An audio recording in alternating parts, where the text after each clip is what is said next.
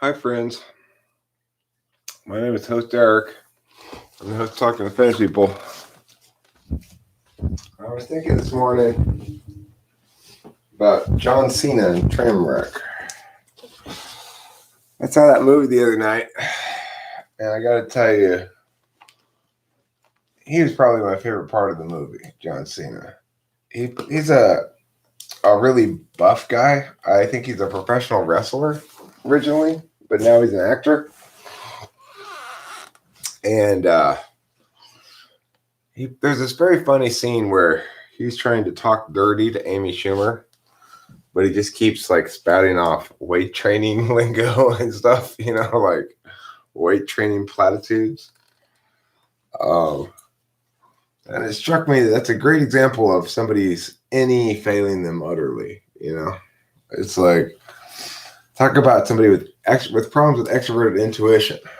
Amy Schumer in that scene is going like, okay, talk dirty to me. Let's have some extroverted intuition in the mix. But John Cena's character doesn't have any extroverted intuition, so he can only come up with weight training platitudes.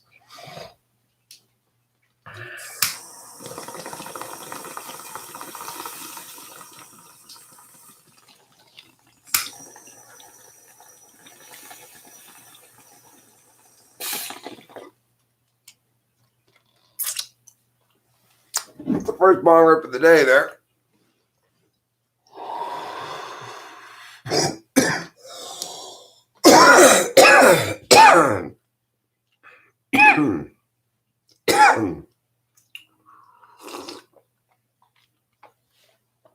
After yesterday's 420 bong rip challenge,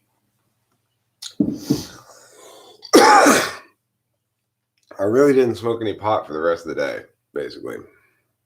And went to bed pretty early. Now, here's the thing. Winston's mom was correct. I couldn't find any yeast in the stores. Everybody's getting baking stuff right now. So there's no yeast left in the stores.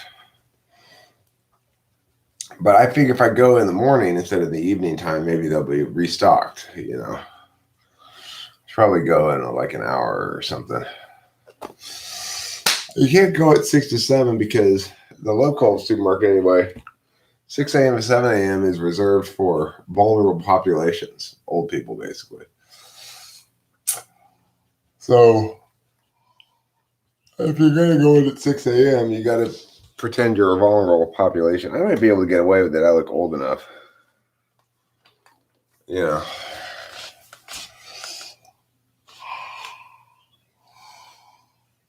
Hi, Anchor Jason Blood.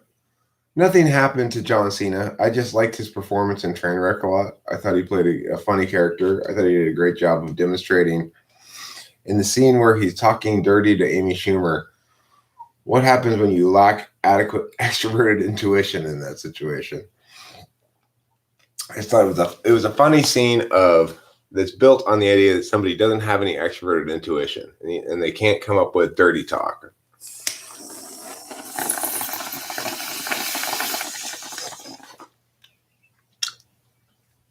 And so what they do in response is return to SI, demonstrative SI. If you got polar extroverted intuition, you use introverted sensing instead when extroverted intuition is called for.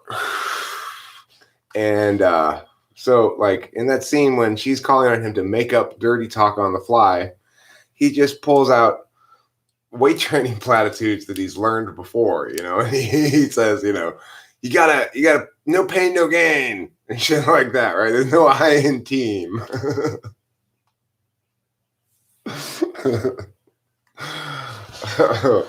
So I don't know. I was just laughing about that this morning. It was a funny scene. It was a good scene. John Cena really kind of stole the movie, And I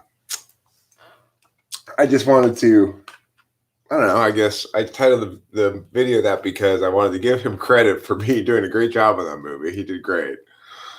And also by the fact that like he's really taking good advantage of his stereotype, like his what's that called? typecast, if you're typecast in movies, right? Because it's like in the movie theater also, when he's talking to the guy who's telling her to be quiet during the movie, and all of his like trash talk ends up sounding gay. Like, I eat guys like you for breakfast. It's just that's humor built on the idea that somebody is unipolar and just is utterly flailing in every circumstance where they're supposed to generate ideation.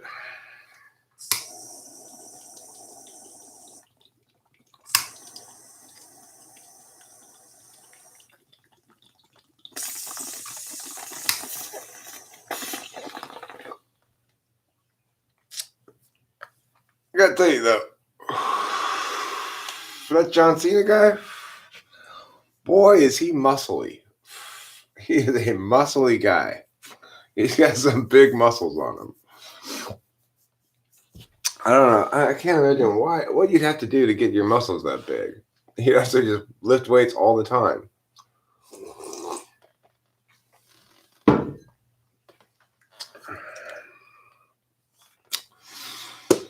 So, even though that movie evoked for me some bad emotions that got me fussy because of this one scene where the fight played out like fights between me and Kimberly played out, and it triggered me, I guess. I did enjoy the movie, and I thought it was generally well made. And, a couple days after having seen it, I feel more positively about it than I did right after I saw it. I think Amy Schumer's pretty funny, There aren't a ton of funny chicks out there. Usually comedy is best done by males, I think. But I like Amy Schumer. She's funny. Steroids, eat boiled chicken, and work out 2 times a day. Is that how you get to look like John Cena? Okay. Hi, Lantern-esque. Yeah, I've never done any steroids, so that's probably why I look so weak and spindly.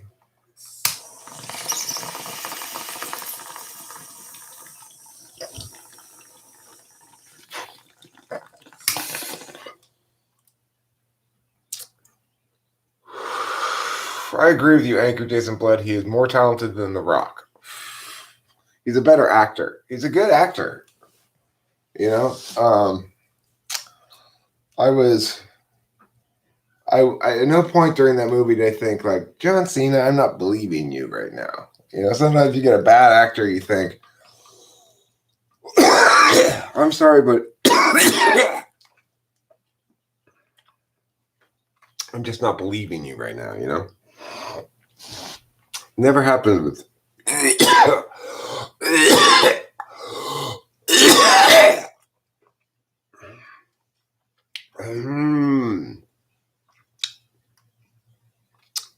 Spindly is healthier. Well, what else is statistically true, Lantern-esque, which is interesting, is shorter is healthier.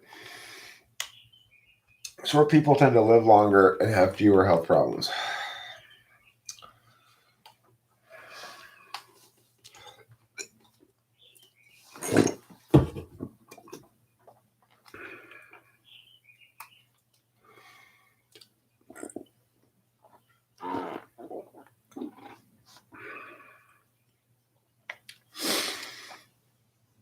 I'm fine. Just feeling a little pukey. A little bit of morning pukiness is normal. So anyway, I just generally wanted to give my props to John Cena for his performance in Trainwreck.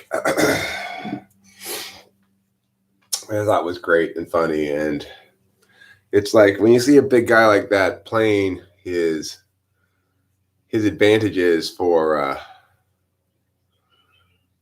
laughs like that, Yeah, I'm fine. I just a little pukey. I often am in the morning because I start the morning with a lot of coffee and cigarettes, and then before I know it, I get a little pukey feeling. Usually passes.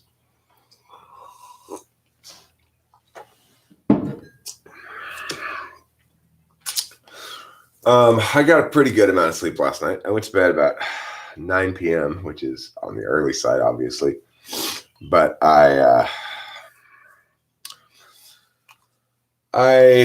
slept pretty well straight through. I mean, I had to get up every couple hours to pee because I'm old, and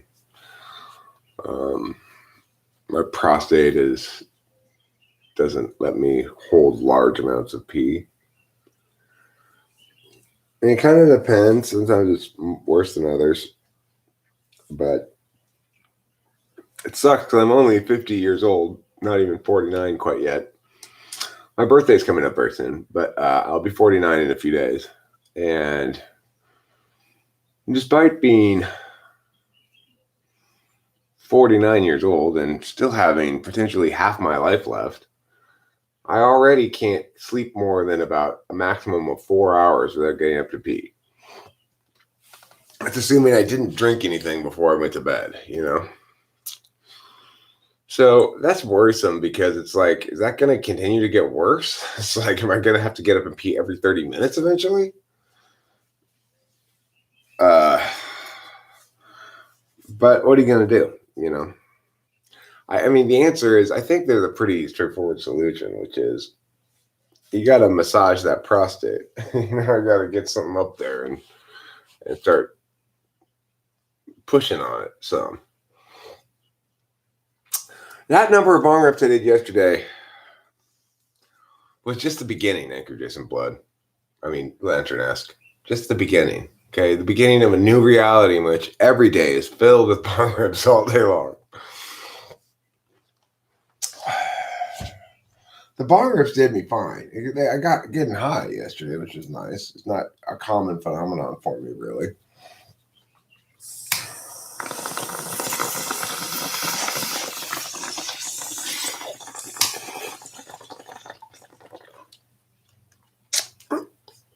Importantly, I got to talk about sheen and body. Now, if you weren't here yesterday and you missed the conversation about sheen and body, then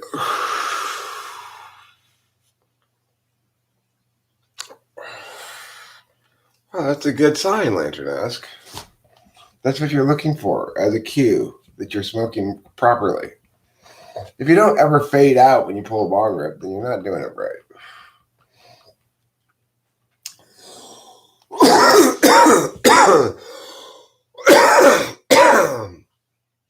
Excessive deep pulls.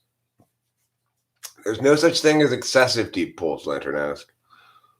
There's only sufficient. You can get to sufficient. You can't really get to excessive. If you get to sufficient, then you're no longer able to pull bowls, and then you're done for right then, anyway.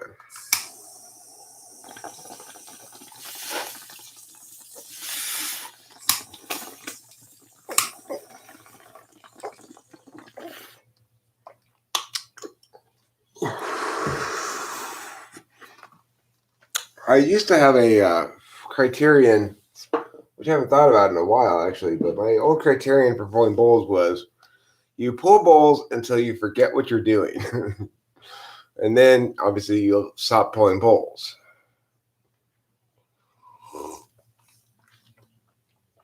Because you've forgotten what you're doing,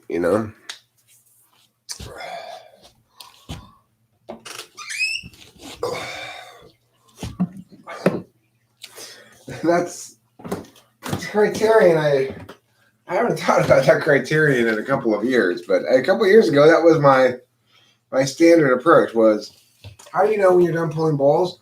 When you forget that you're pulling bowls. What was I doing?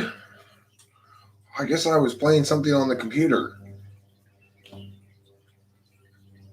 I like playing on the computer. This is one of my favorite kinds of playing. I like to play in general. I'm very enthusiastic in my childlikeness,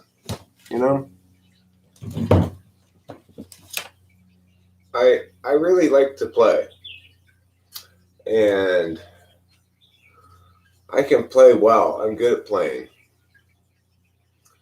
I'm good at playing by myself. I'm good at playing with others.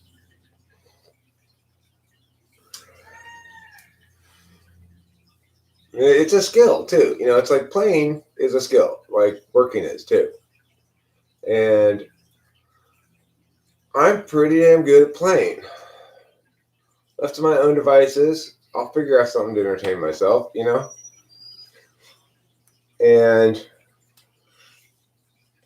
I can work in isolation for fairly long periods, depending on the kind of work, without a lot of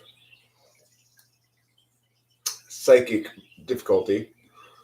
I can't really drive long drives by myself without experiencing psychic difficulties, but I can work on projects in isolation for a long period of time without feeling bad or anything. Well, enjoying it, finding it play. Long solo drives, though, I've never really gotten the hang of that. I always end up depressed at the end of a long solo drive. However, with Rachel, we can take long drives and they're easy, breezy, cover girl, They've got both body and sheen, if you know what I'm saying.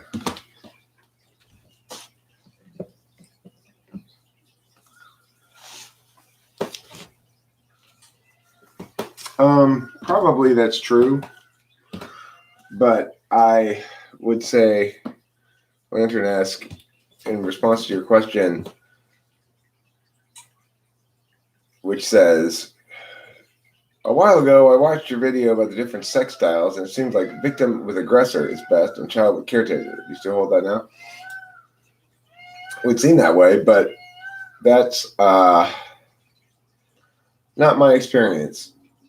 My experience is I'm with purportedly a victim type, and I'm infantile. But the way that plays out is basically she lets me be selfish and understands it as fair in a broader context. Like, I can be kind of selfish in the bedroom, not totally selfish, but I'm fairly self-indulgent, I guess, and like I'm lazy too. So I mean that's mostly what it is. Mostly I'm lazy in bed. Like, I don't want to have to do a lot of work. So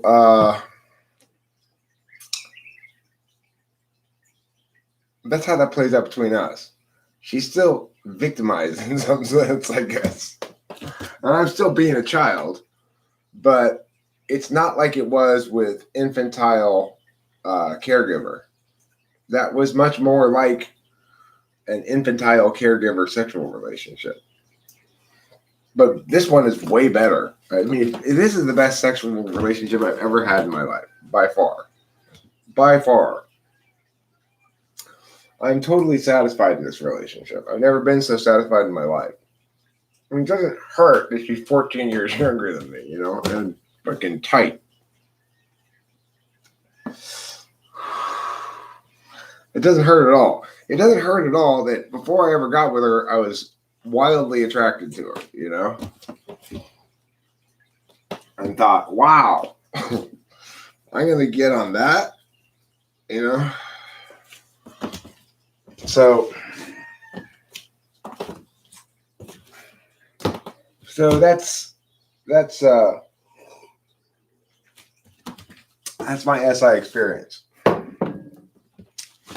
I think probably long-term inherent sort of sexual compatibility comprises several different vectors concurrent, and it's kind of impossible to divorce from the particulars as well somewhat. All in all, I know that I work better with Rachel in that department than I ever have with anybody before. So at least we're both intuitive. It makes a huge difference, both being intuitive. I felt very unsafe with Kimberly because she didn't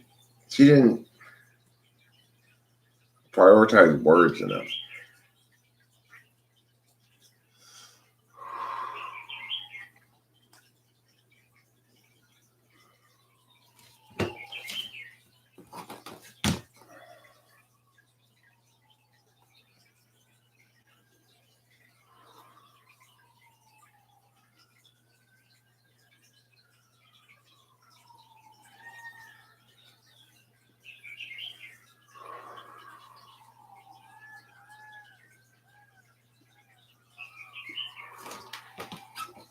It's a nice morning here in the jungles of Arcadia.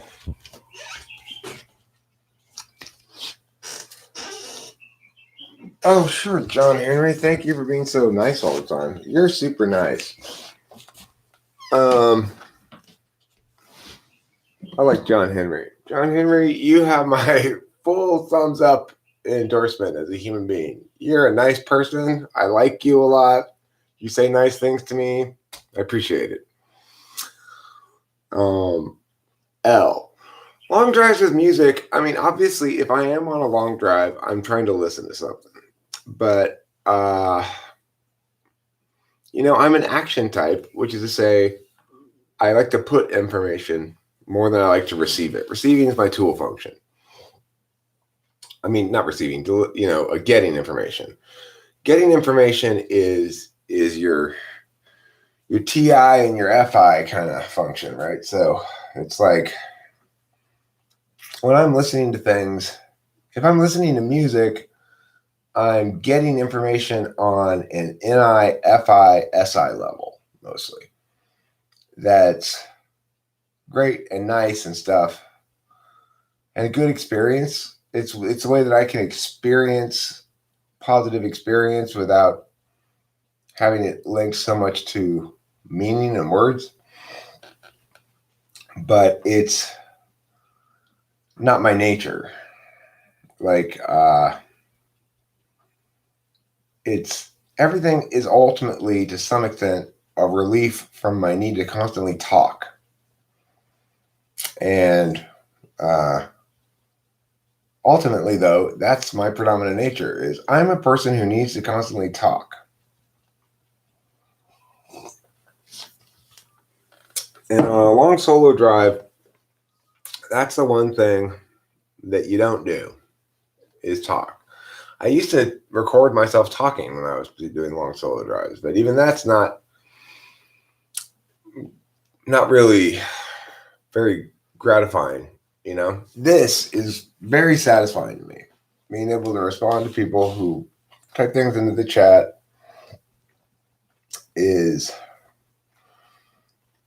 it's like me in my most natural element. It's allowing me to be the action type who's putting most of the information. Other people have a way of putting information that doesn't interfere with the audioscape at all. So it's like I'm the only one who's talking. It's ENTP heaven. It's absolutely ENTP heaven. Well, I like to talk and I like to interact, but obviously there's a part of me that really greatly enjoys being the only one with access to the audio space, because I prefer this over interacting with people in the raw room where they have a voice too, in general. And I think the reason is because I really like the sexual variants, the instinctual variants of Enneagram, the sexual subtype, social subtype, and self-preserving. I am definitely a sexual subtype, which means I like my interactions one-on-one. But I'm social second. And one way that I have this sort of perfect balance of elements of myself being satisfied is this forum right here, where people are able to engage me at their pace as they see fit. It's also maximally individual empowering. Like, there's no expectations really. It tries to diminish the FE frame expectations. So it's like you don't really have to say hello or goodbye. You don't have to talk if you don't want to at all. You can just sit back, but you can talk as much as you want in the chat. You can talk over me without talking over me. But it's potential that what you say will interrupt my train of thought, and I will turn to what you say instead of what I was currently talking about. And how much that happens, it depends on how much action there is in the chat, basically. It's an interesting thing to observe from a meta observer perspective, to see myself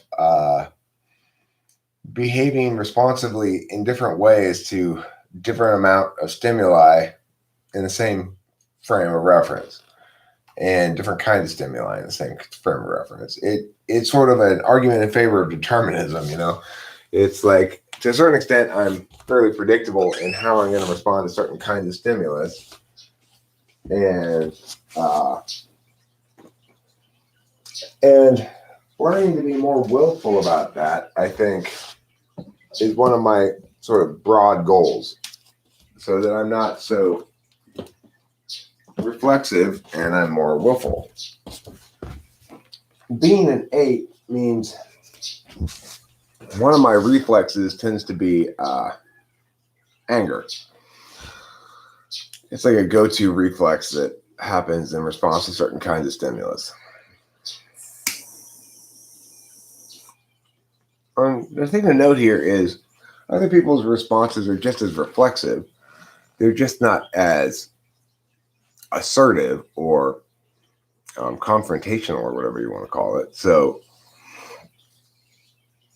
people don't think of it as being reflexively expressing their kind of automatic response. I'm sorry to hear that, fitness and bodybuilding.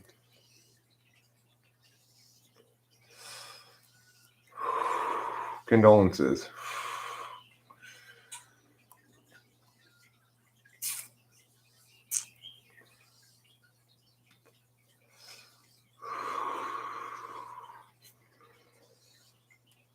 So, and of course, the thing is, that's why the sort of demographics of this environment are what they are.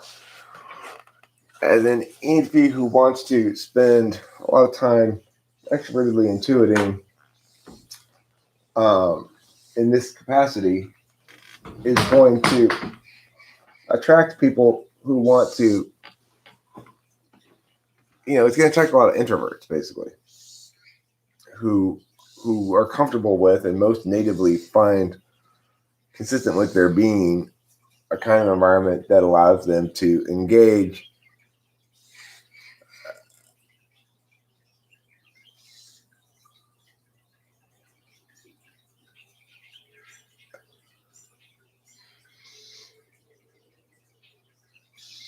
Well, Ben Vacheron can say that if he wants to. I mean, it's a motivational critique, right? You can always slow down the speed of it, listen to what I'm saying, and see if it makes sense. Or you can just position it in an FE way if you want. That's the bottom line. If Ben Vacheron wants to make that point, then what he should do is slow down what I said and critique what I said. Instead, he's trying to position it as an FE avoidance technique or something. If it makes sense, it makes sense.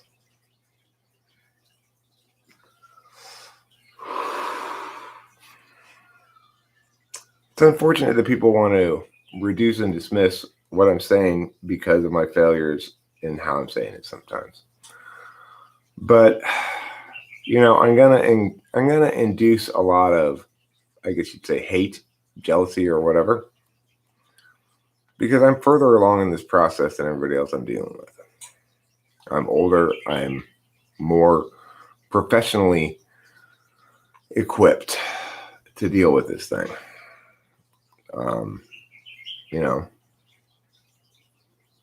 And so it's going to induce a lot of pushback, and it's going to induce a lot of jealousy and stuff. Is that what's happening here with Ben Basteron? I don't know. He could just be aligning with the side of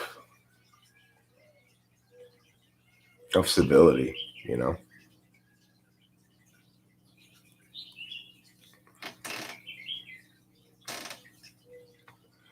And I certainly wouldn't begrudge him that position, nor even indicate that it was incorrect. If he's simply saying, I'm on the side of civility, and Eric was not being civil, that's a fair critique, and I deserve that, you know.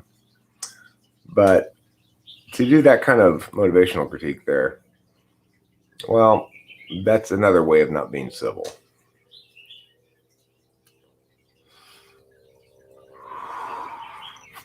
That's basically my final word on the matter, you know. That sums it up.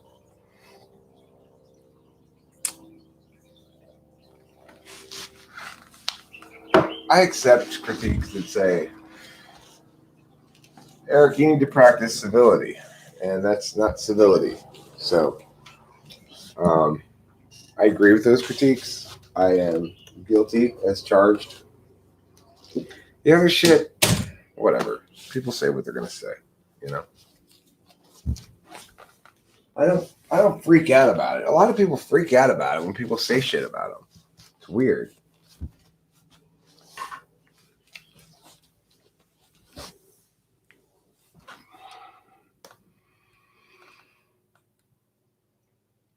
Thank you for mentioning it, IAG last. I wasn't attributing the position to you.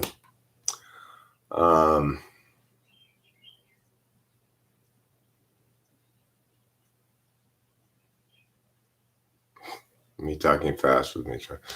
It's like people really don't have any concept of the field that I come from. If you want to see talking fast, watch some spread debate, you know, some spread policy debate or something. Like in competition, people talk like this. You know, it's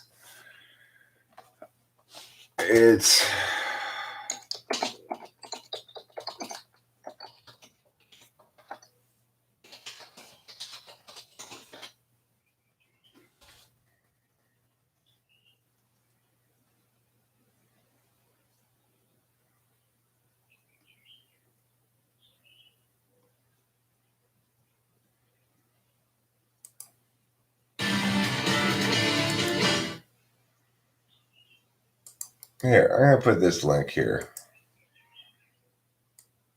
Well, this isn't really a good link. I'll try to find a better one.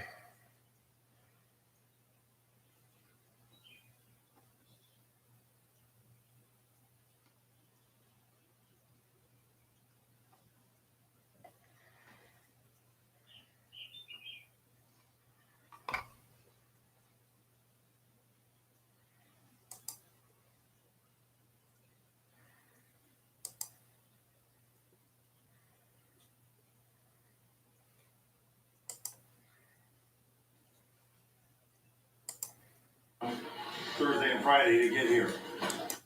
Ring Lucy's not take notes. This is my immigration due to usage. Still turn around a minute to the ring and the portion of local delivery minutes or disorder the code of bills. Upon a gradual sense of corporal difference, actors will follow from 10 different gradual 60 many different bodies. West from seeing this time only by changing rules. Class time receiving only racism.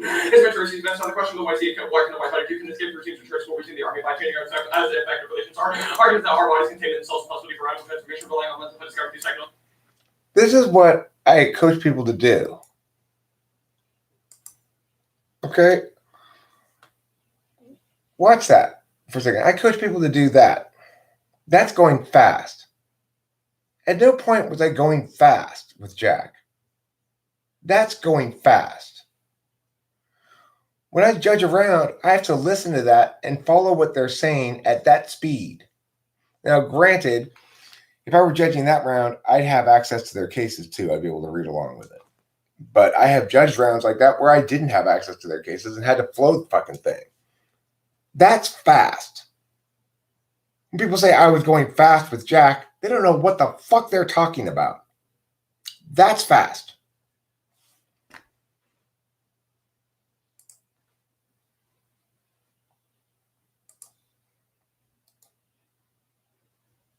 So, do you see why I get frustrated? I'm going too fast. Fuck off. Going too fast. Still turn around a minute to the ring and the function of local doper minutes or disorderly code crossbills. Upon a gradual sense of control, different factors and following from 10 different virtual 60 many different bodies must from seeing this time only by changing the rules. 1,000 receiving only racism is meant to receive best on the question of why see why can the white body can escape for teams to choice between the army by changing our as the effective relations are. Arguments that our bodies contain in themselves possibility for radical transformation relying on mental discovery through psychedelics such as LSD, but dance, music, and drugs, let's say from the illegal to drugs, which is matter of health, not criminal justice, psychedelics is reconstitution of one of these various are that aims to break through the combat and by anticipation of the body and separation of subhuman cosmic flows of energy which determine our effective relations to methods of one see understand races phenotype and seeks to show the socio-chemical ordering that races bodies and black white you look your right. Experimenting with like level on 3. Psychedelics is unraveling from within the world's mind. This event identifies with wide bourgeoisie, hallucinatory drives in that practice relationship with one's body in the world. We know nothing about bodies, so we know what we can do, what's affects our bodies. Why do they talk that fast? Because they're trying to get as many arguments out on the flow as possible and have them all as fully explained as possible. And the basic idea is if you have your case set up right and somebody drops an element of it, you can win with that. And so if you get more arguments out on the flow, well, yeah, there's a time limit. It's structured time to debate. So that's one strategy you can use at top level debate is to go super, super fast and try to spread out your opponent, it's called. And so you lay out a whole bunch of different warrants, or you really, there's a number of different possible strategies of you can use with spreading. You don't have to spread to win in debate. A non-spreader can beat a spreader, but that's fast. I mean, that guy's fast and clean too. I can hear. I don't have to even see the case to know what he's running. Just listening to it right there for a while, I can tell he's running a race critique that links into neoliberalism. Now, granted, can I follow everything he's saying and flow every single subwarrant in the thing just by listening to it? No, I can't. But I can tell you what he's running. Well, sure. But the thing is, at that level, like I said, everybody, the judges and the opponents and the debaters have access to all the cards that everybody's reading. So everything that's being read there, you can read along with them.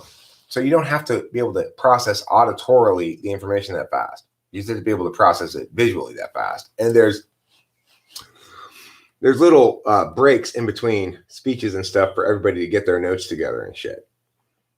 So it's like an ongoing, the judges are keeping track of all of the arguments that are being made on their flows.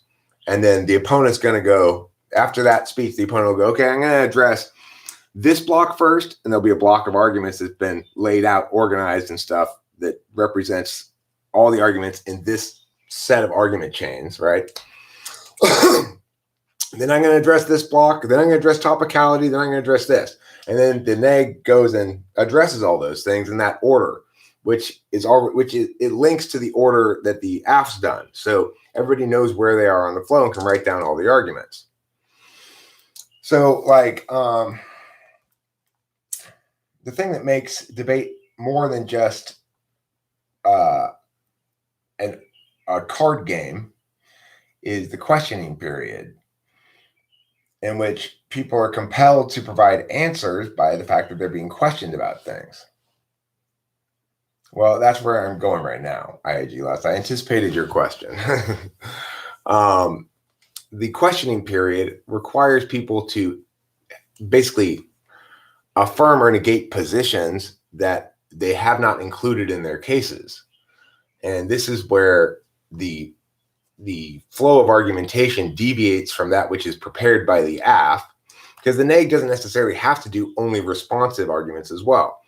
Neg has both on-case and off-case arguments. On-case arguments are responsive to the AF arguments. Off-case arguments are critiques of some sort. They could be a counterplan, but counterplans have to be exclusive and non-permeable to be legitimate, and they have to be run with a certain shell.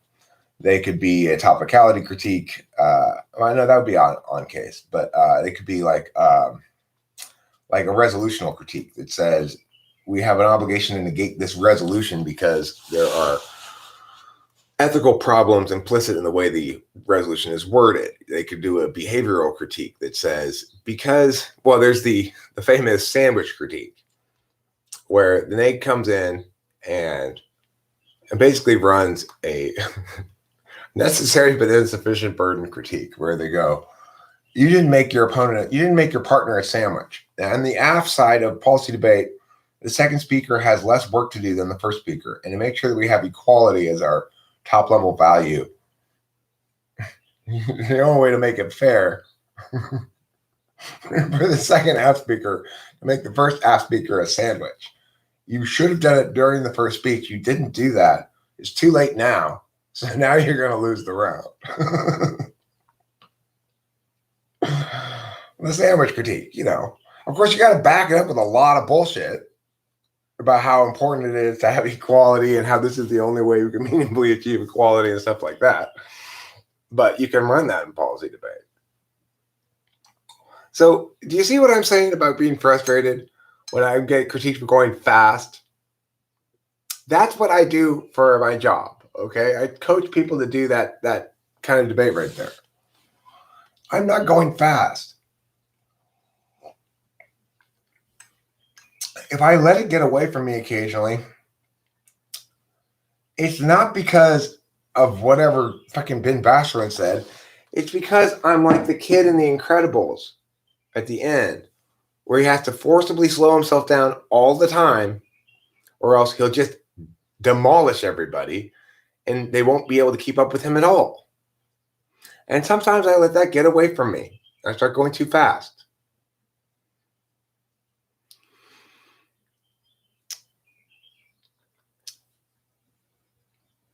No, they're pretty fully fleshed out, Al. They're pretty fully fleshed out. You could always put that thing on like quarter time and listen to it and hear exactly what he's saying. I mean, they prep everything. In policy debate, there's one topic for the entire year. It's a topic area. So it'll be like something like the United States should substantially increase investment in transportation infrastructure. And then you have to make an aft case that's topical to that topic.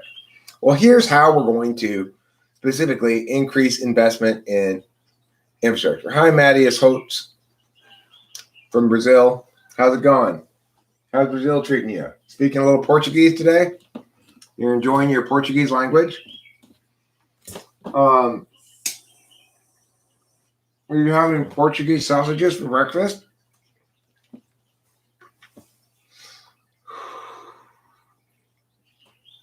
Well, the thing is, even there, Al, the students have highlighted out sections of the article that support their arguments. Obviously, it's a timed debate round. You have a finite amount of time to get your arguments across, so they can only be so fully fleshed out. But it is a 2-hour round. It takes 2 hours to get through a full policy round, and even longer than that at the top level because there's judge questioning at the end. So the debaters get to question the judges at the end as to why they voted the way they did if they're not happy with the results.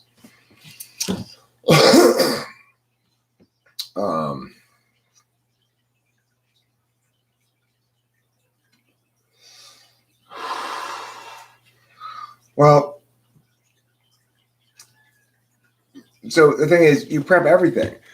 When you're in policy debate, you have to prep a negation for every possible act you can think of. In other words, every possible way people might advocate in increasing investment in transportation infrastructure, you have to come up with ways to negate that. There are generics that you can use for certain kinds of arguments, right? But it's generally the strongest possible thing to do is to have a specific response to every argument that the opponent's making, which means you need to be really, really prepped. You need to have shit tons of cards. And there's different ways of organizing them so that you can keep track of how to respond to certain kinds of arguments. So if he's got a really policy wonky kind of case that you're going up against where they've got a very specific advocacy that spends a very specific amount of money on a very specific sort of thing that you like, you might say, well, what kind of transportation infrastructure is there? There's only so many different kinds, right? Well, somebody might have a case to build a tunnel from Mia to Mia, right? Build a tunnel from Mia to Mia. So you've got to have shit that's against tunnel building in general, right? Prepared out. And ideally, you have something specific to that area of geography too. Like we shouldn't spend money in Nova Scotia because, Nova Scotia's in Canada, but you know what I'm saying. I think Nova Scotia might be partially in the United States too. I'm not sure. But regardless, we shouldn't spend money in Maine because of yeah, right? So that's what policy debate requires a student or a coach to do, is to prep out every possible contingency. That's why being an EHP is very helpful if you're a debate coach, right? Because you can think of every possible thing. That's the field that I come from. So when I'm critiqued about going too fast, when I'm critiqued in ways that are totally disingenuous, like what Ben Basterland's saying about me going too fast because I'm trying to avoid, because of some motivational thing or whatever, I go too fast because I let it get away from me occasionally, because I'm a human being. If I were to really go too fast, you wouldn't have any fucking idea what I was saying.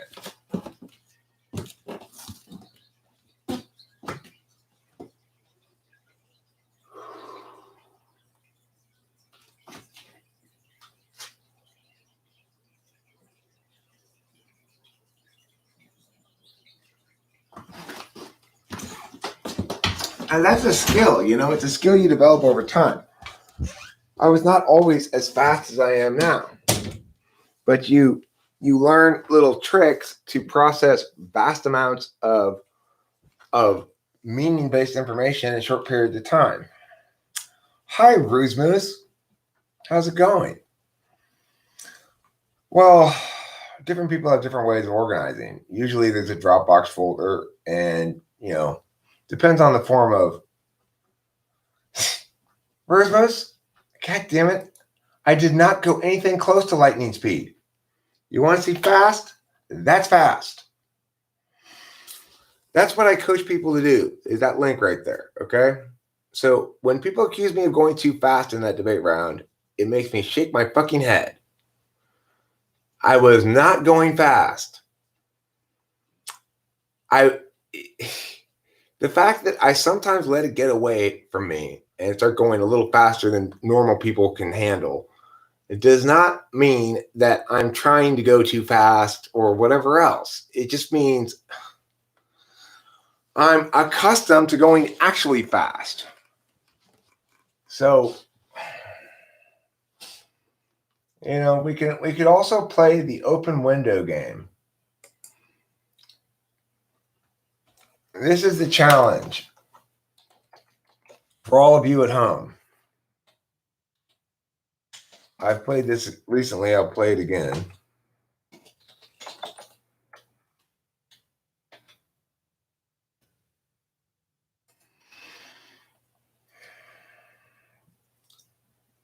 Okay, so there's this big paragraph in this story called the open window. I use this as a speed test for students. Speed test for students. You will see, if you scroll down a little bit, there's one big long paragraph that begins with "out through that window 3 years ago to her day," and it ends with "in through that window." The goal is to read that thing in 30 seconds. Okay? So we need a 30-second timer.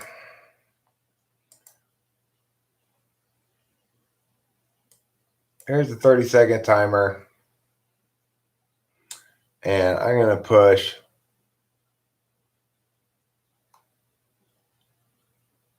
play, and then I'll go to read the thing. I know I'll need to put this in a separate window to do this properly. Okay. So I'm going to try to read that paragraph in 30 seconds.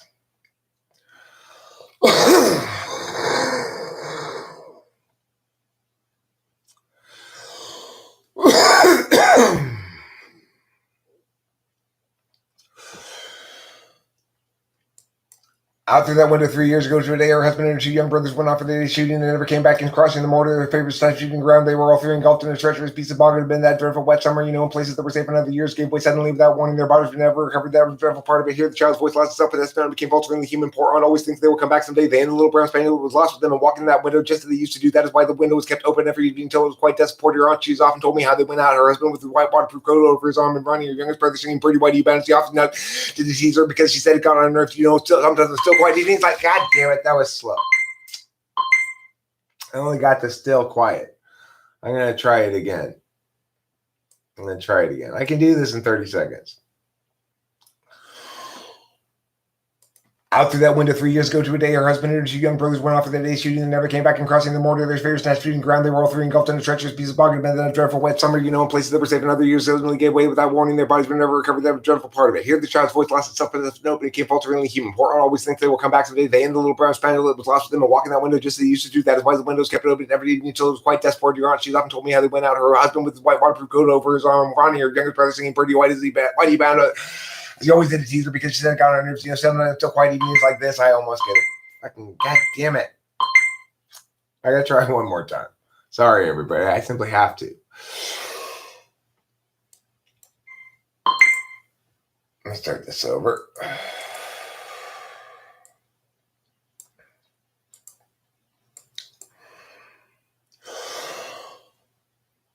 Out through that window 3 years ago to a day, her husband and her 2 young brothers went off for their days shooting and never came back from crossing the mortar, their favorite snipe shooting ground. They were all three engulfed in a treacherous piece of bog. Admitted that dreadful wet summer, places that were safe in other years, gave way suddenly without warning. Their bodies were never recovered. That was a dreadful part of it. Here, the child's voice lost itself, possessed down, and became falteringly human. Poor aunt always thinks they will come back someday. They and the little brown spaniel was lost with them and walking that window just as they used to do. That is why the windows kept open every evening until it was quite desperate. Her aunt, she has often told me how they went out.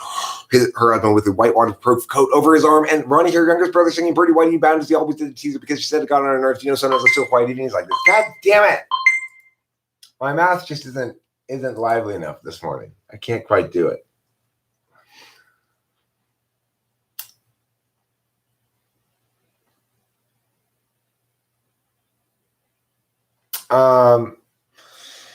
Well, people do speed drills, which include how to breathe, basically.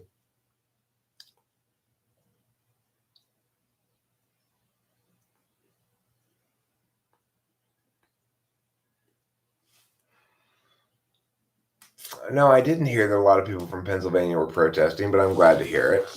YouTube notifications are spotty at best. But yeah, pen drills is something that people do for speed drills, which is to say you put a pen in your mouth like this, and then you try to read it. Out through that window 3 years ago to a day. Yeah, my brain can process faster than my mouth can. That's why speed drills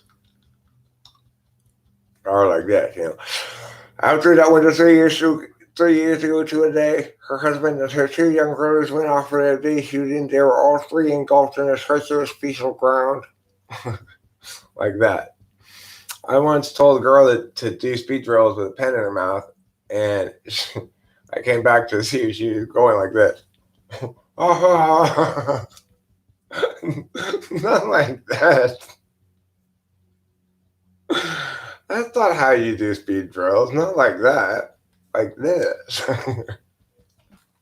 That was one of my funnier moments as a debate coach. I told this girl to do speed drills, put a pen in her mouth, and do speed drills, and I came back and she had it in her mouth like this.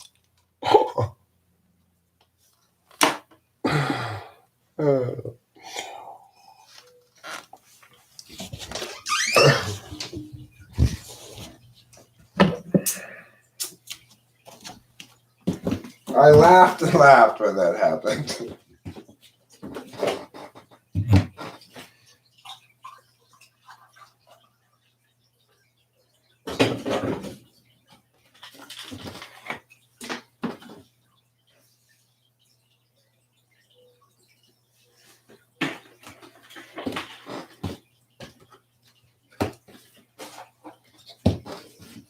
You can imagine the hilarity that ensued.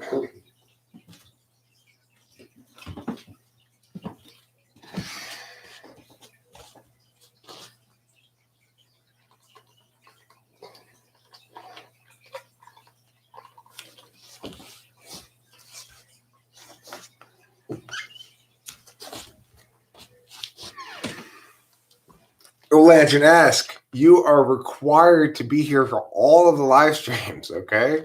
I don't know what you think you're getting away with here, mister.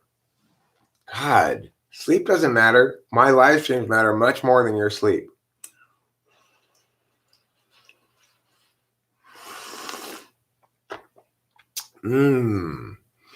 That's good and frothy. You know why? Got plenty of non-dairy creamer in it. That's the key to a good cup of coffee. Store impact? I don't know what those terms are. Are those my terms? I mean, I know what the terms mean, basically. You prioritize your health over my live streams? Lantern asks. Somebody's got their priorities backwards.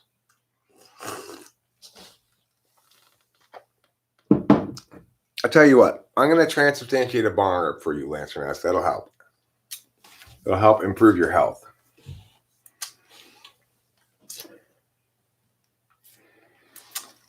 By the powers vested in me as the archpastor of the Elorian Church, I hereby transubstantiate this bong rip for you, Lantern asks.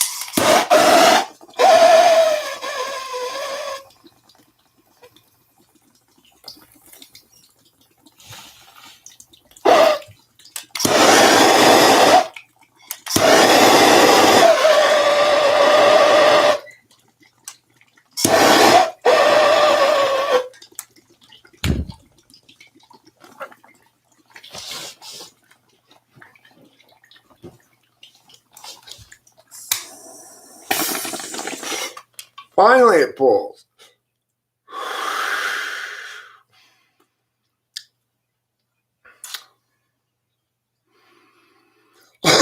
Yeah, I'm pretty good at rapping. I'll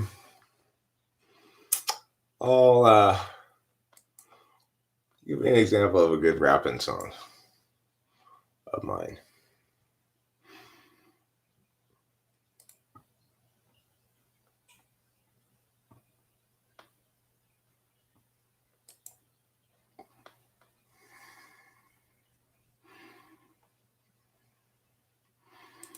This is a good song. Once upon a time, a long time ago, I was a little kid walking out in the snow, except there wasn't no snow here in Southern California, too warm for snow, but I don't want to bore you with the weather. Whether or not you find it clever or boring or love it a lot, think it a pleasure or bore or like in a plot, it's cold, it's a chore, no, it's more, it heats super hot regardless. Let's not get too oven caught and laying out just exactly what it's not, because laying's not falling out of the cop. Back to the story, back to the top. Once upon a time, a long time ago, I was walking all around when time was slow, except I wasn't really walking because I rode my bike, and if I wasn't doing that, then like, all right, or I stay inside, apply myself to try magic scissors, because my God was a wizard. Fighters were lame. Withered these spells put fighters to shame. Let's not mistakes make the same again, Jane. I swerved out of my lane again, Jane. Like the time I fell off the cop. Back to the top. Once upon a time, a long time ago, when middle school loomed there before my toe, and nobody knew then what now they know. Isolated in a time below, blocked all the flow of intuition. Shut down, see what instructed down. Regardless, I just thought that I go ahead and return to the plot. The foregoing I've decided is not as relevant as it seems. Even so, I want to do with teams. Say the time frame might contextualize things a lot, like a context box. The page once upon a time, a long time ago, I was a little kid walking out in the snow, except there wasn't no snow here in Southern California, too warm for snow, but I don't want to bore you with the weather. Whether or not you find it clever or boring or love it a lot, think it a pleasure or bore or like in a plot, it's cold, it's a chore, no, it's more, it hits super hot regardless. Let's not get too oven caught and laying out just exactly what it's not, because laying's not falling out of the cop. Back to the story, back to the top. Yep, so that's an example of me rapping. Add a little purple scissor, and I'd be an authentic young person. That's all it takes to be an authentic young person these days. A few dank memes, smashing in the Rari, and some purple scissor. Then you're as young as springtime itself.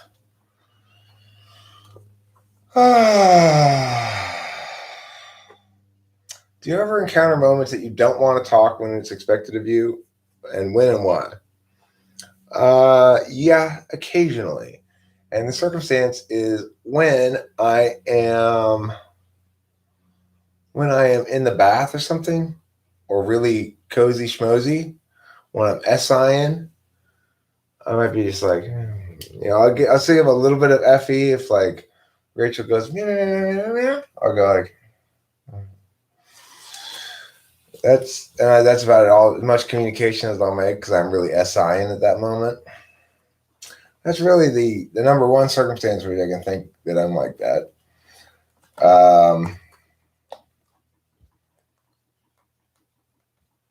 I mean, look, there are times when I don't really feel like live streaming.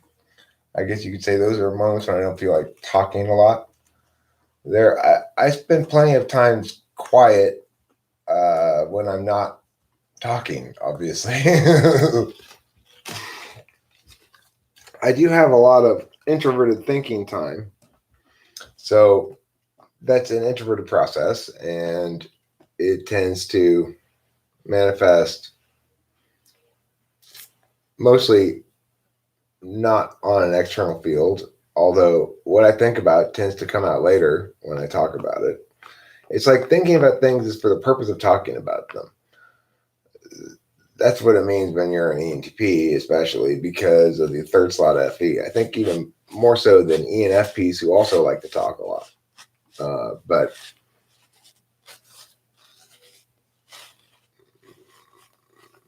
SX last, well, it's really the better question is what's first then? If you're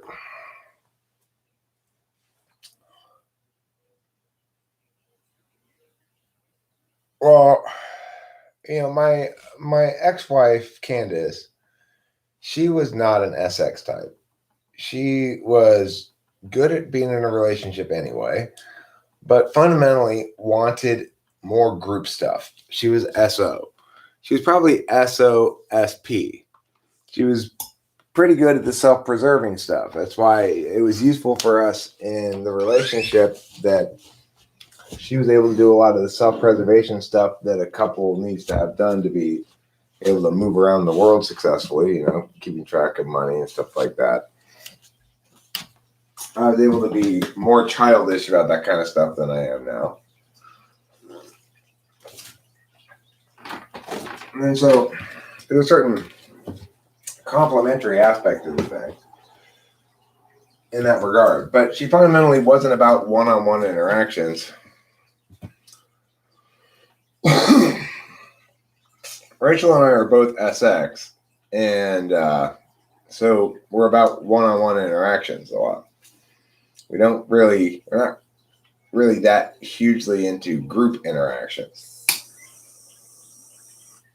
But I think we're both SO second as well, and we're both SP last. So the inverse of that would look like the inverse of me. It would be if you're SP first, well, then you're like my dad. My dad's SP first. He's attending to matters of practical consideration for the long-term sustaining of the self and that which is included within the self, which for him includes his immediate family, the home, etc. And I think he's social second. He likes to go visit with the neighbors, and although those tend to be one-on-one interactions, he's when I go in and say, hey, basically I'm here to chat with you. I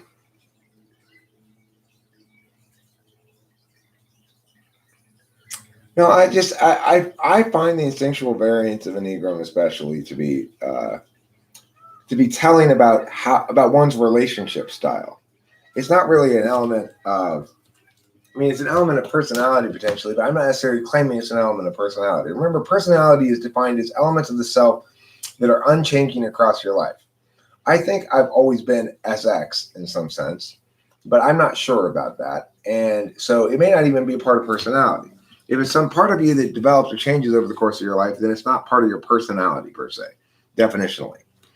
So what I am saying is that a person's relationship style does seem to link to SPSXSO, or at least is descriptively so. You can taxonomy people's relationship styles pretty successfully with those three categories. If a person hates one-on-one and groups, then they're self-preserving. And they're probably pretty heavily self-preserving. I'm pretty heavily SX, but I tend to find that's a pretty good description of things. Like, if you really are relationshipy and you like to be in as part of a two-person team, then you're going to be most comfortable in life when you're in a relationship and part of a two-person team with somebody else who's the same mindset. Kimberly was self-preserving first, and that made it very difficult for us because I'm sexual first, trying to have a good partner, and she's self-preserving first, trying to not need a partner. So that made things very challenging, obviously. I kept saying to her, "You're not being a good teammate. You're not being a good partner." And she'd look it up on the internet to see what I was talking about. I should do not. To see if, in fact, I was talking out my ass or not.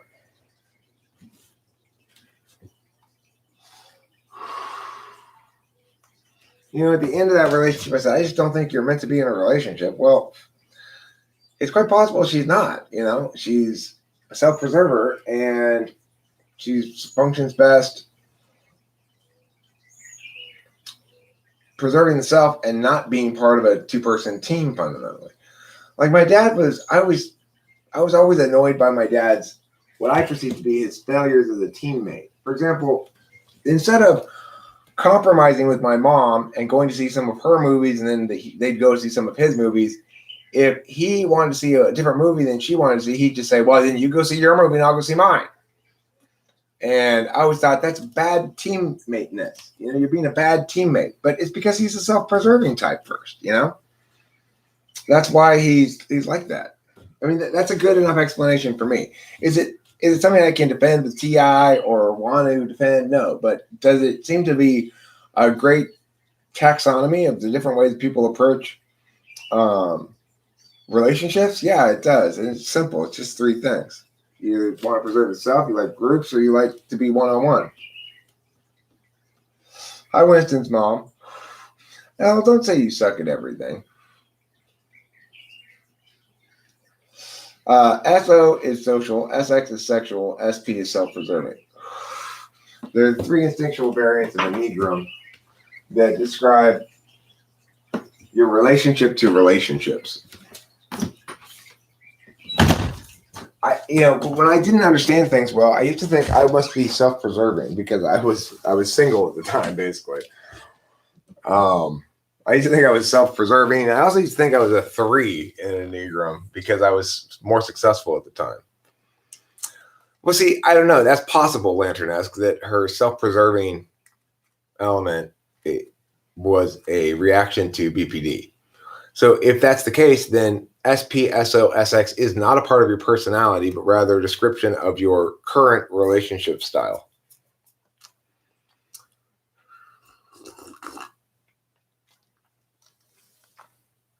Yeah, that's my take on it too, El. It's just that I've witnessed this. When I think about it in these terms, I find I understand my previous and current relationships better and people better, so I just include it in my calculus. But it's not part of my system at all. I don't try to model it, per se. It's just something I use for my own. All right, so finessing you for what that means is you need to find another SX person to be with, because two SX people are like, it's a relief all of a sudden. You're with somebody who's you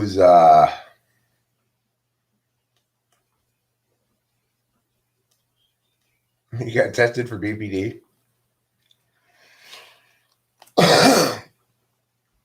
Well, the key thing is that if you've been in relationships before with people who are not SX, then you're going to run into certain conflicts. Like Rachel talks about her ESFJ ex-boyfriend as being somebody who was clearly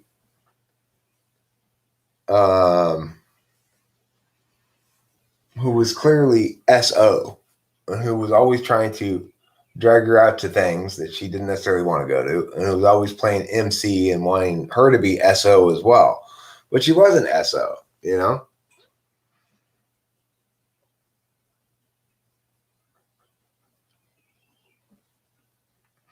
I don't think SX Doms are more interested in sex necessarily. I think that SX Doms are more interested in partnerships. I think SX sexual is a bad word for it.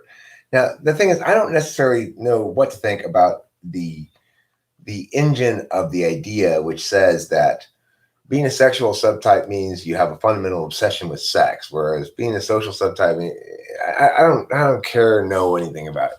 You know, Enneagram writings or whatever. I just like the taxonomy. It seems to describe 3 kinds of relationship to relationships that I've observed. It's just like what Al said.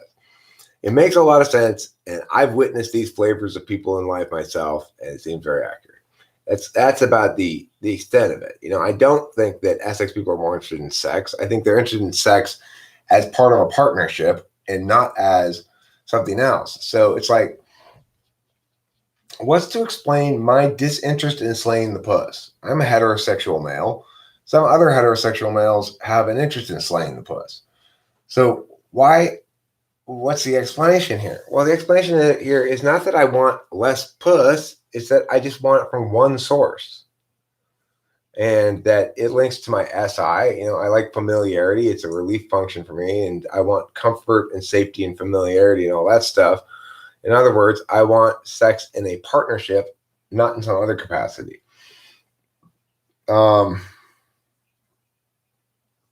Presumably, a self-preserver wants sex very much on their own terms, and a social person wants sex for status reasons or to generally feel as though they're respected. They have sex with lots of different people, maybe, or something. I'm not sure. But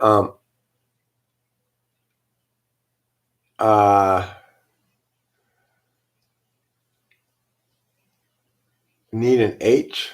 I don't know what an H is. I did have a good relationship with my mother. I had a great relationship with my mother. She and I chatted a lot. You know, we had a lot of conversations.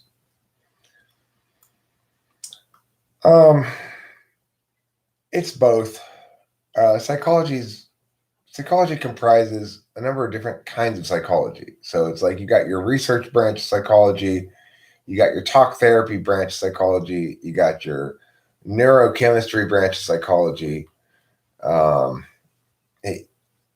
they do different things. Like I have more respect for psychiatry than I used to because of my experience with Rachel and our current psychiatrist that we're working with, who understands a lot about drugs, and that's a useful.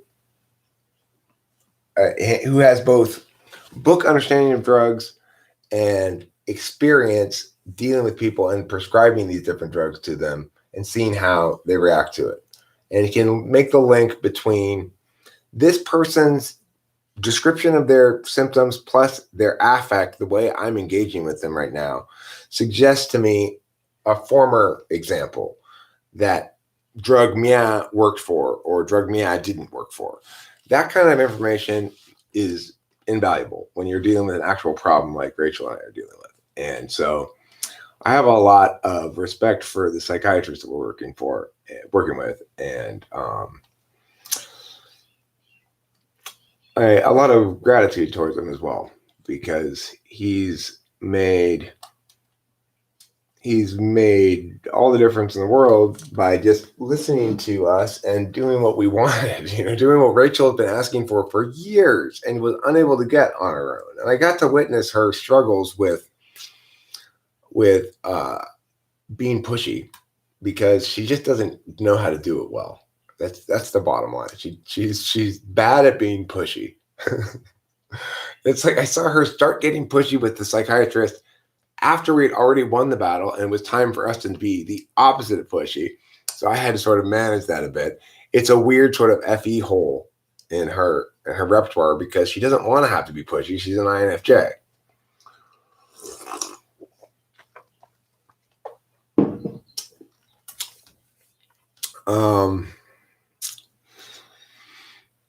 Being interested in sex to me happens whenever I feel a particular charge in my loins, which happens generally every day or every other day. You know, the last few days has been this sort of everyday thing. I feel a need to be attended to and have the oil changed, as Taylor says.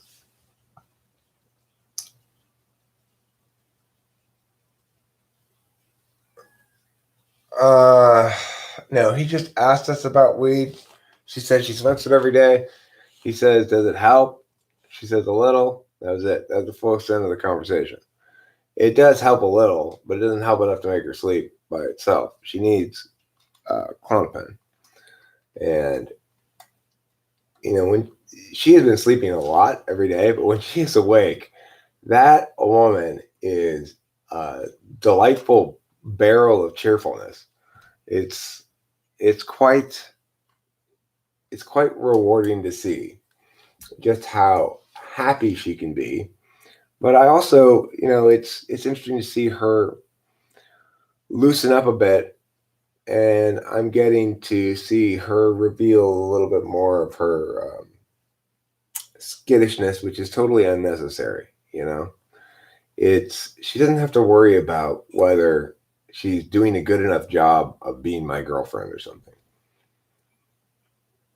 No, she cannot smoke herself to sleep. It's impossible. IAG last. I have watched her attempts to do so, and it's a pointless waste of time. I tell you what's not a pointless waste of time is loving my beautiful kitty friend. That is never a pointless waste of time. Loving my beautiful kitty friend is an excellent use of time. Oh, the pee. May I have the honor of loving you? May I? Oh, my beautiful kitty friend. Oh, my important pageant winner. So significant, so valued and true, so just and fine and special. Yes, I adore you with my adoration heart. I use my feelings and my emotions to love you. It's true. And I know that you are a very special kitty friend. Extremely special. Yes, you are an extremely, extremely special kitty friend. Yes, Daddy loves you. Yes, he does. Yes, your daddy loves you very much. And he wants to pet you and love you forever. Oh, yes. Oh, yes. It is a privilege to pet such a regal and majestic kitty friend. Yes, it is. Oh, yes. Thank you.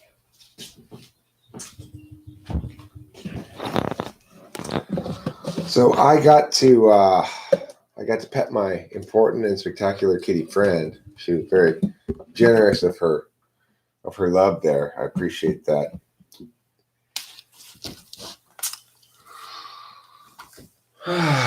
Well, indica supposedly is better. Indica is more sleep inducing, but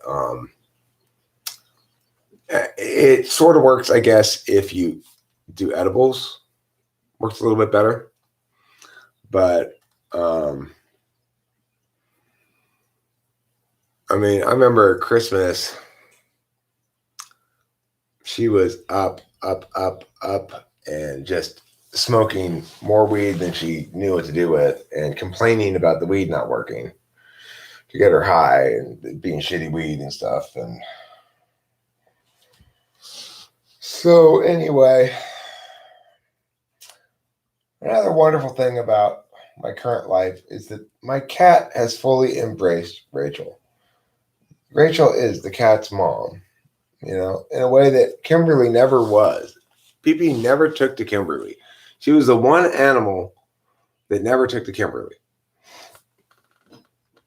And Kimberly didn't like PP very much as a consequence. I think Kimberly was a little well, Kitty likes to sit on the middle of a cushion, Like, she likes to sit in the middle of things, right?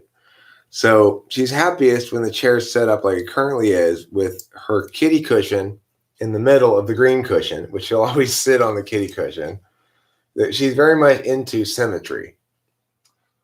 What's an H? Did you ever answer that question? I don't know what an H is.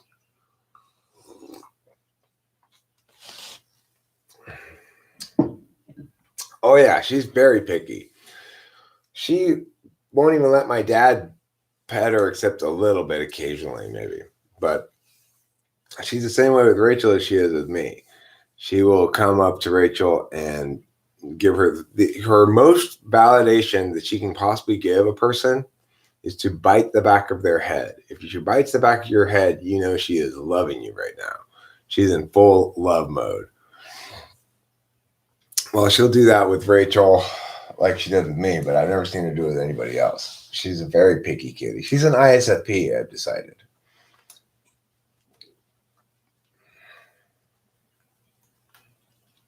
I still don't know what an H is.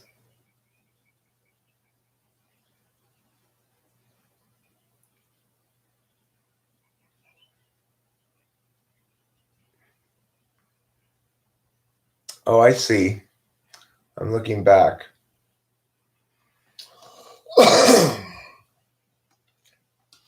Today's letter is H. Rachel did save Kitty when she came back. And we took her to the vet, and she's feeling better now. And her foot's all better. She's still a teeny bit gimpy on one of her front feet, which she hurt after that incident. She has had 3 foot injuries since she's been here, 3 substantial ones that made her limp anyway. One time she broke her paw right here, you know.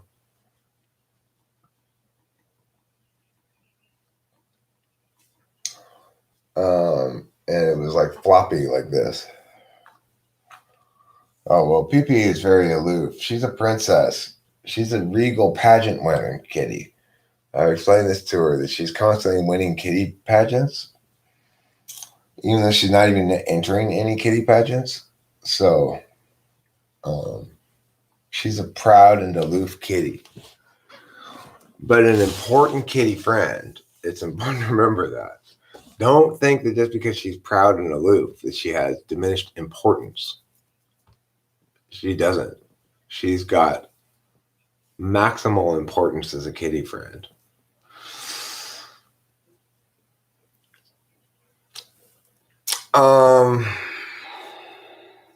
Do I like cats more than dogs? No. I had a dog. I had a dog before that I was deeply in love with, named Lacey. And when Lacey died, it was one of the darkest days of my life.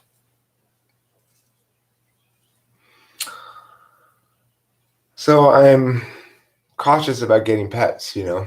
I haven't gotten a dog since. I'm not interested in trying to replace Lacey. She's irreplaceable. But Pee-Pee's been kind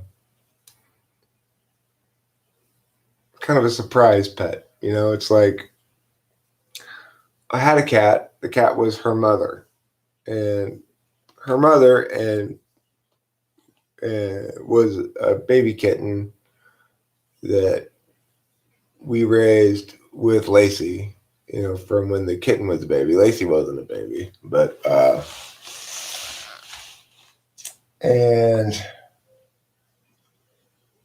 you know, the loss of this cat's mother was also quite tragic. But this cat is the outcome of that, and she's turned out to be a wonderful, wonderful cat. She's something that Rachel and I bond over and have in common. And I like the way that the slab set it up, where Pee did not like Kimberly. She just totally didn't like Kimberly.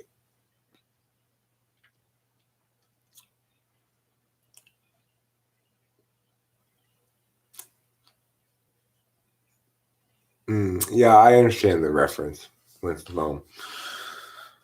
Good old Citizen Kane.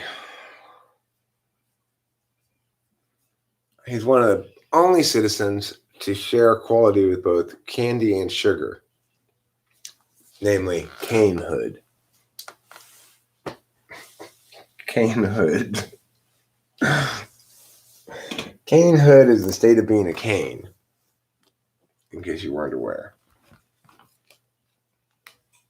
In 1949, sugar and candy finally achieved canehood.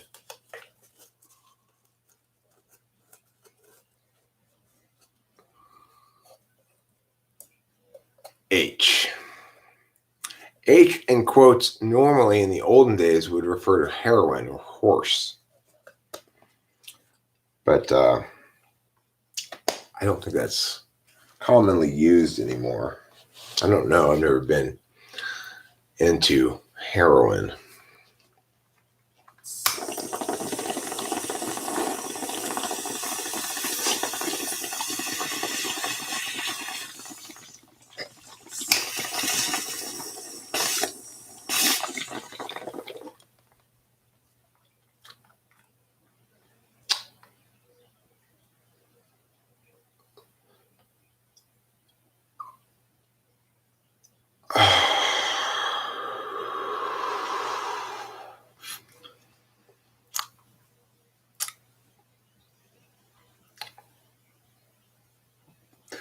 Heroin is awesome sauce. I note that is not my position on heroin. Okay, I do not think that heroin is awesome sauce. I'm sure it's quite awful, but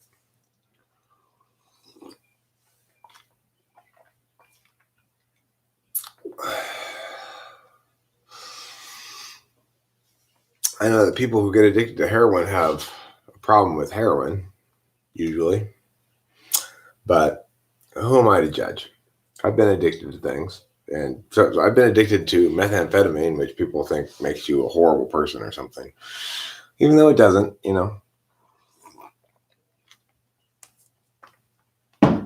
I mean, I'm not advocating people do it. I'm saying having been a meth addict does not render one dismissible, useless, worthless, trashy hobo or anything else that one might presume it does. So, you know,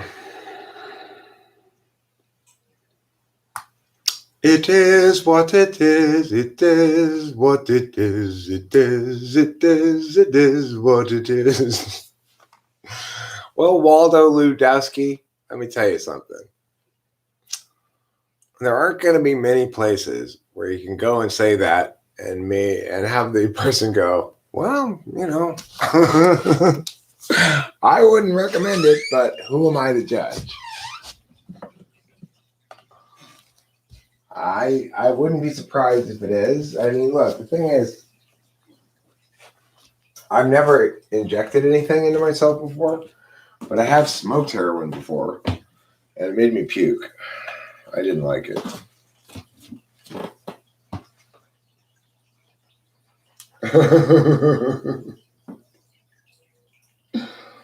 Bath salts. I've never done bath salts either. It seems odd that there be a drug that makes you eat people's faces. It's like, since when is that a symptom of a drug? You know? Warning, may cause periodic face eating. Have you ever seen a drug that has that kind of a side effect before?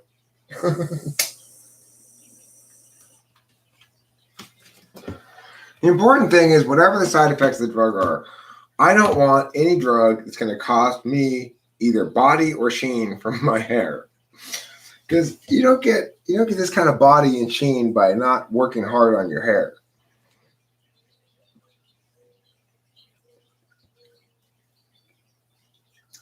Yeah, Horsemumbler's a good guy.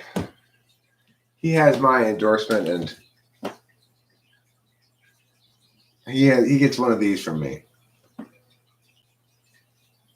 Nice guy, as they say in Japanese stuff. Yeah, nice guy pose.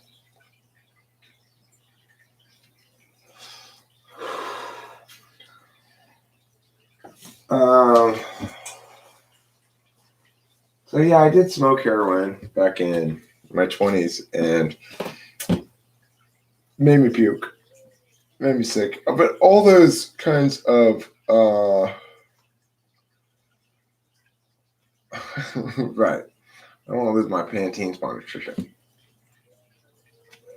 Look, the key to good hair is the following qualities: body, sheen, silkiness, luxuriance, and I guess sass. Maybe sass as well. Do you need to have some sass in your hair? You might need a little. How do I get my hair more sassy? Is that a question people Google? I wonder.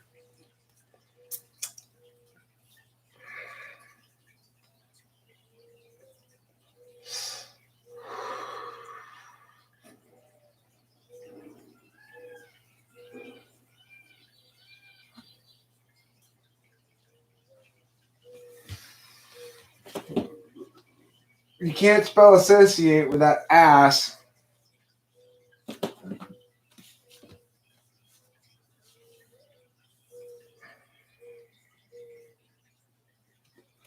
Well, I've had that experience with all kinds of painkiller kind of drugs.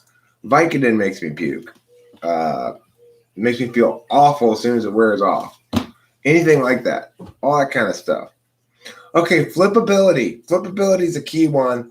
Curliness is, you don't necessarily want curly hair. Sometimes you do, sometimes you don't, right? Depends on your look. You can be one of those girls with a full curl bunch of hair, or you can be one of those girls with that fling it around and all in single pieces of hair kind of girls. You know, either one of those is fine.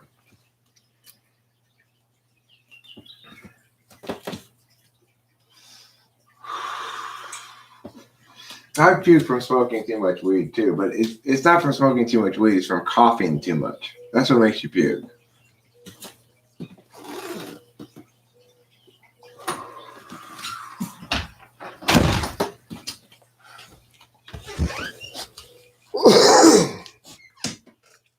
It's the coughing. You know, it's like eventually you start to puke.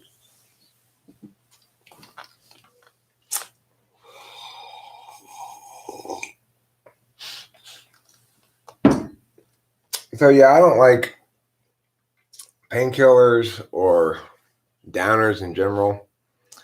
I don't know. I'm a dopamine chaser, which means I like drugs that increase your amount of dopamine. I know. Oh, I know what Sally Beauty is. I know what Sally Beauty Supply is because I dated a hairdresser. I well know what Cosmoprof is and what Sally Beauty Supply is. Do I drink a lot of coffee? Yes. I drink a lot of coffee. Well, maybe it was whatever yellow thing you ate. I ate you last. It was the problem. You thought about that? Pros and cons of smoking versus edibles. Edibles can be tricky getting the dosage right. You know, a lot of times I'll eat some edibles and not really feel anything. And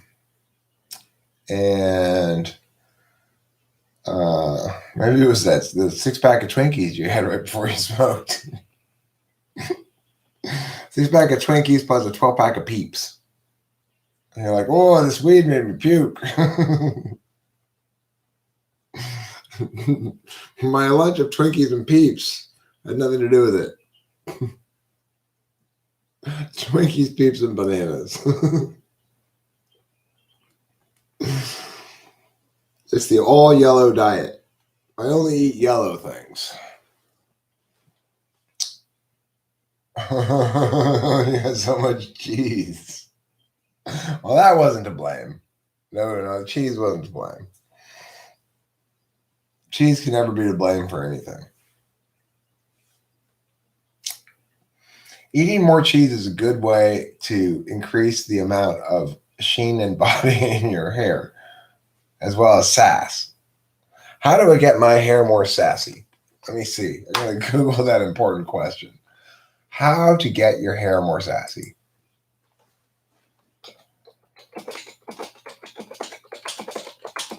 More sassy.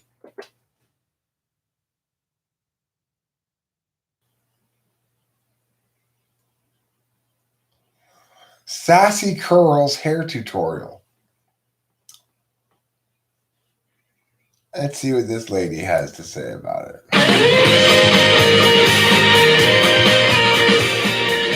Oh, this has 1 million views.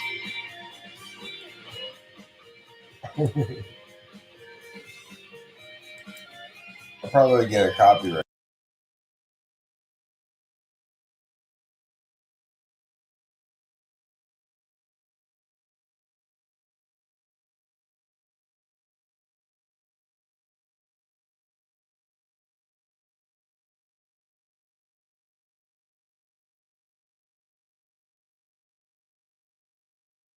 Okay, so what this technique is going to do is going to really bring out my curls. It's going to make my hair shiny at the same time.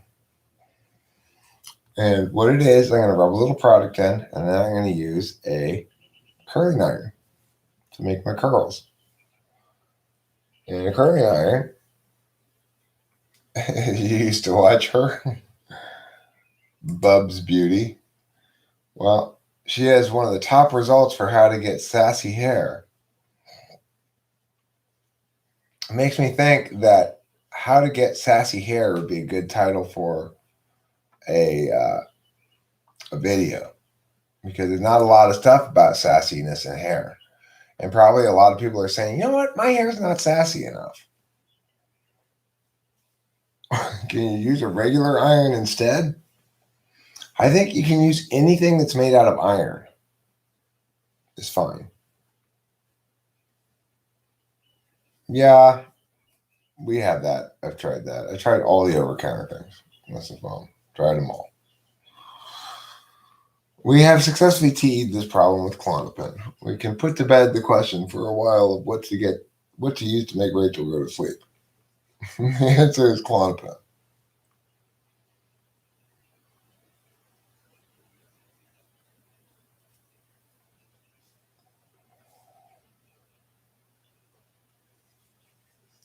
You just go out in the backyard and with a magnet and pull up as much iron dust as you can, and then you can just rub that in your hair. That's the same effect. Buzz Beauty. Rub iron dust in your hair. I want to make up some hair treatment techniques. Like heavy cream with bananas in it. You rub that in their hair. And then you get some iron dust and you rub that in there. And you let that sit for a week. And they'll do like a time lapse thing. Passage of 1 week. Okay, we're back. It's a week later. Rachel's let this sit for a week. And we're going to wash it out. Now we're going to see how beautiful her hair looks. Some people do. If you have long enough hair, it's not a problem, right? I use clothes iron on my beard. Otherwise, my beard hairs get too curly. I don't want that.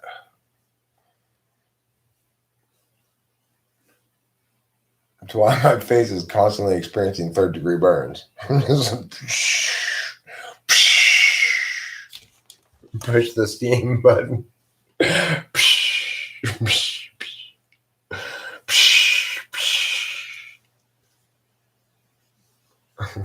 Do this near a volcano. Yes.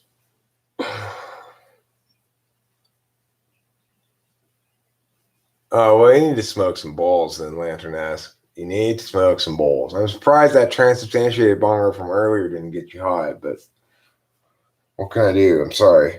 I transubstantiated it as best I could.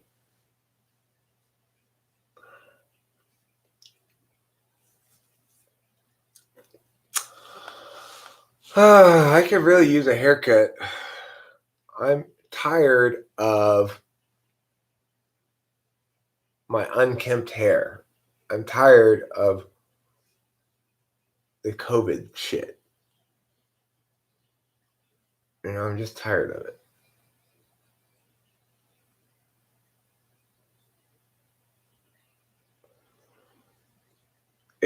I'm ready to go back to normal. Although I could go fishing again this morning. I had fun fishing yesterday. That was nice.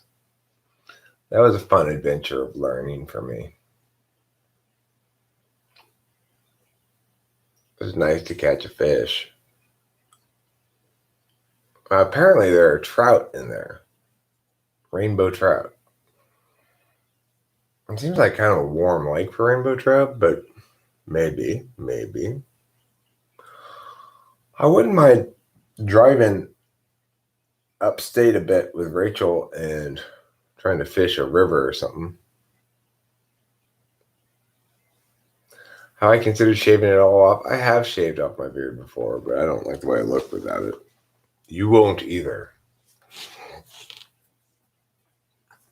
I usually cut it down relatively short when I get a haircut. I go to the barber and say 2.5 all around. And she uses the 2.5 thing and just does everything. So, all right. I think I'm going to draw this live stream to a close. And wish you all a good day. I'll be back later, I'm sure, as is my tendency. I think I might go either dig up some more worms right now or go lie down with Rachel for a while. It's pretty early. She's still going to be out for a couple more hours. I'm feeling a little bit of energy, not a lot of energy. Bye, everybody. Sorry you got here at the last minute, Matthew. Don't forget to eat plenty of bees.